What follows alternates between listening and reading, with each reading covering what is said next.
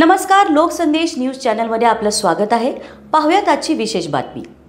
महाराष्ट्र राज्य प्रवक्ते सोमनाथ साळुंखे सर, सांगली मिरज कुपवाड महानगरपालिका क्षेत्र अध्यक्ष नितीन सोनवणे, कवठेमहांकाळ तालुका अध्यक्ष दत्तात्रय आठवले, महासचिव सूरज वाघमारे व सहाय्यक किरण बनसोडे हे कार्यकर्ते मोर्चासाठी दिवसरात्र कार्य करत आहेत।